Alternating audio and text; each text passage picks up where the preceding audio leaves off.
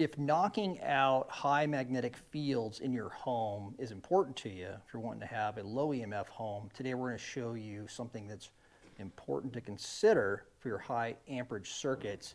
We're going to look at that today. Well, let's get going. All right, so if you're wiring a low EMF home, one of the things you have to have in your toolbox is a Gauss meter. So the Gauss meter is going to tell you if you have electric or magnetic fields.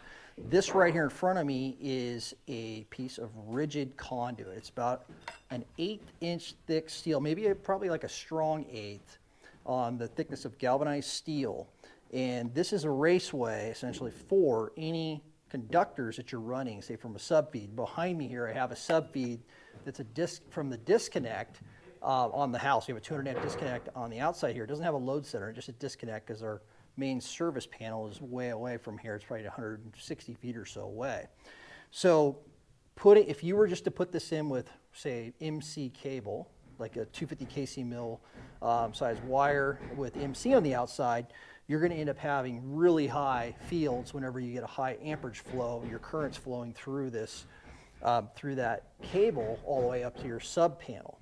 So what the recommendation would be is to get rigid conduit. This is going to knock it out.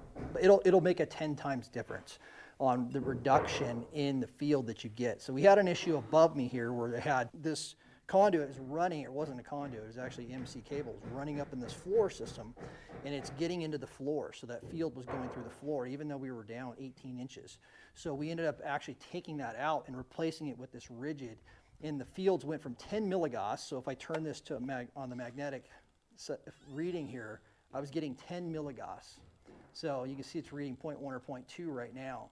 10 milligauss, and now it dropped it down to where we were around like 0.3, 0.4 in that same location instead of 10. So, and then we further shielded it with steel, which we're working on here to actually knock it down to like 0.2. So huge game changer, rigid conduit. If you're wanting to get those magnetic fields way down. So, and if you want to knock out electric fields, you got to make sure you ground this to get the electric fields to be knocked down to practically zero as well. So you can see on this one, if I go to my electric field here is at 0, and I go up here, I'm getting a 0 read on this. All right, so make sure if you're doing MC cable too, like this, we have MC here. It's very important that all these are bonded to ground, and you have a continuation all the way out to your ground that goes to your service panel. So, all right, so consider, especially on your high amperage circuits. So this is a 200 amp, could be a 100 amp, could be a 50, anything, maybe your AC unit.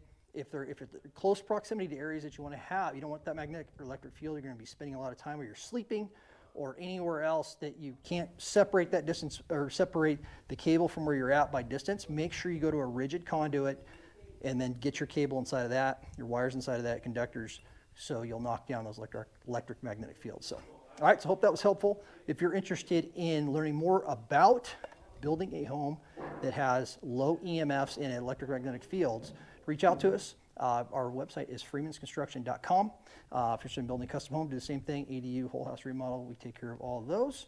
And if you have any real estate needs, visit our real estate website at freemansrealty.com. So thanks again for watching.